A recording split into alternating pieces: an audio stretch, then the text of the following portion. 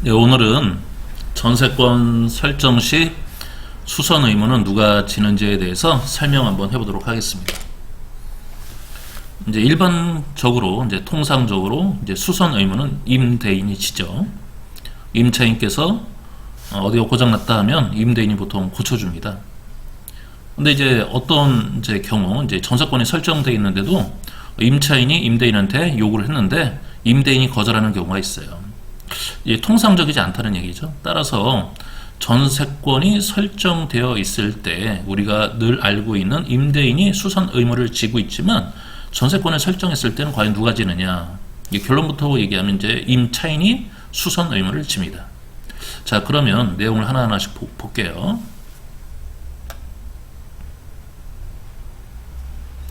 단어를 먼저 정리를 좀 해야 되는데, 임대인은 전세권 설정자입니다. 임차인은 전세권자고요. 임대인은 전세권을 설정해 준 사람이라 전세권 설정자, 임차인은 전세권자. 혼동하시면 안 됩니다. 임대인이 전세권자가 아니라 임대인은 전세권 설정자. 네, 이 단어를 먼저 정리하고 이제 들어갈게요. 민법에 보면은요, 네.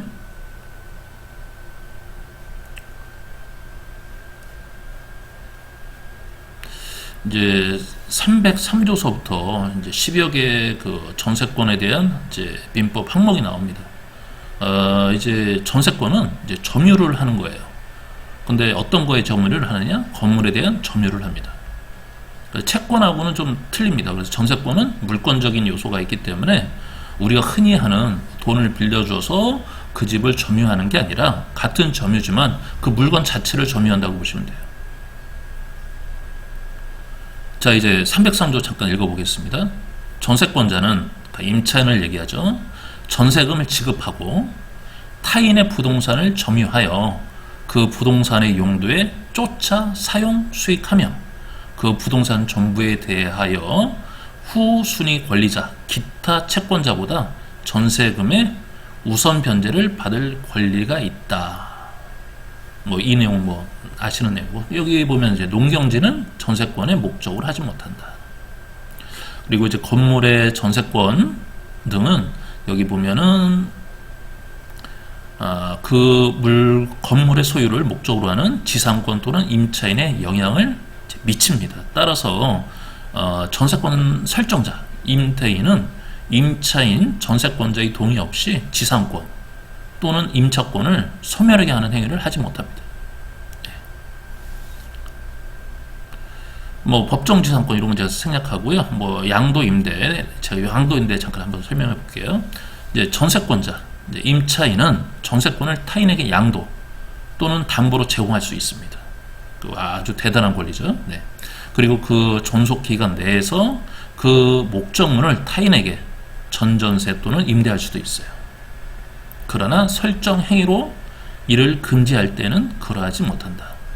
처음에 그런 걸 금지하는 어떤 설정 행위가 있다고 하면은 양도 임대를 못한다 이런 거죠. 네, 그래서 이 전세권의 양도 임대는 굉장히 물권적인 요소가 있기 때문에 굉장히 임대인, 그러니까 전세권 설정자한테는 굉장히 큰 어떤 좀 약간 위험 요소라고 보면 되죠. 왜냐하면 임차인이 언제든지 양도하거나 담보 제공할 수 있기 때문에 그렇습니다.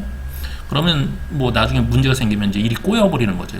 임차인하고만 얘기하면 되는 거를 다른 제3자하고 또 얘기를 해야 되기 때문에, 네. 효력은, 네, 그렇고, 여기 보면은 이제 309조에 그게 나옵니다. 전세권자의 유지 수선 의무. 전세권자, 즉, 임차인은 목적물의 현상을 유지하고 그 통상의 관리에 속한 수선을 하여야 한다 라는 게 309조에 딱 나와 있습니다. 따라서 통상적인 수선 의무는 임대인이 지지만 전세권이 설정되어 있는 그런 건물일 때는 수선, 그 다음 유지 의무는 누가 지느냐? 임차인, 즉 전세권자가 현상을 유지하고 그 다음에 관리에 속한 수선도 해야 됩니다. 따라서 뭐가 고장났다 뭐 했다 하면은 다 임차인이 수선하고 유지를 해야 돼요. 그리고 여기 밑에 보시면은 뭐 여기 뭐 소멸시효 10년 넘지 않아야 된다 이렇게 돼 있는데 여기 보면 이제 이 315조에 이제 전세권의 목적물의 전부 또는 일부가 전세권자의 책임 있는 사유로 인하여 멸실된 때에는 전세권자는 손해를 배상할 책임이 있다. 전세권 설정자는 전세권이 소멸한 후에 전세금으로서 손해의 배상에 충당하고 이의가 있으면 반환하여야 하며 부족이 있으면 다시 청구할 수도 있다. 이게 뭐냐면 이제 임차인 다시 말해서 전세권자가 사용 수익, 수선 의무, 유지 이런 그런 거를 못했을 때 만약에 문제가 생기면 임차인, 전세권자한테 손해배상을 청구할 수도 있다는 얘기예요. 그리고 전세권, 전세금에서 그 손해에 대한 배상을 충당할 수도 있는 거고요.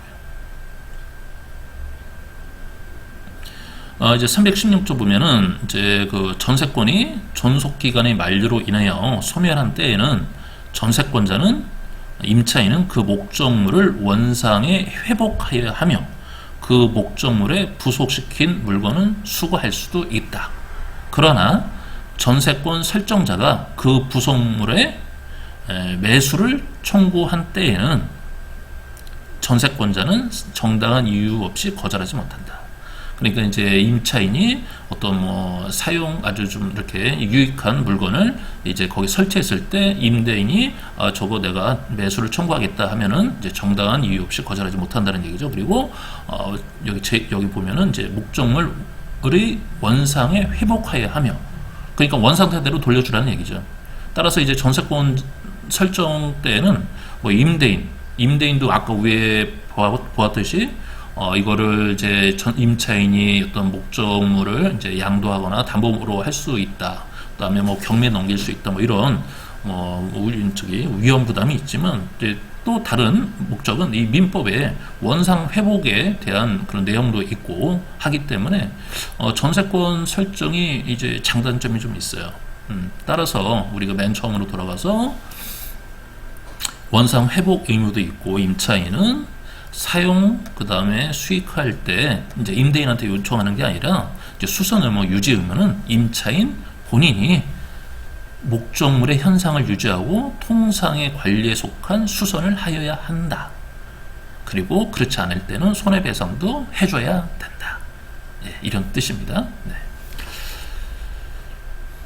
이제 가끔가다 이제 전세권 설정했을 때 임대인하고 임차인이 이거 수선 누가 해야 되지? 이제 서로 막 이렇게 싸우는 경우가 있어요. 통상적으로 이거는 임대인 해줘야 된다고 생각하시지만 실제는 전세권 설정은 특별한 케이스로서 임차인이 해야 됩니다. 임차인이 해야 됩니다. 가끔 가다가 이런 일반적으로 해석하는 경우가 있는데 전세권 설정은 일반 임대차하고 틀리다. 왜냐하면 전세권은 물권적인 요소가 있기 때문에 그렇다. 네. 이제 오늘은 이제 전세권 설정 시 이제 수선 의무는 누가 하나라는 제목으로 한번 말씀드려 봤습니다.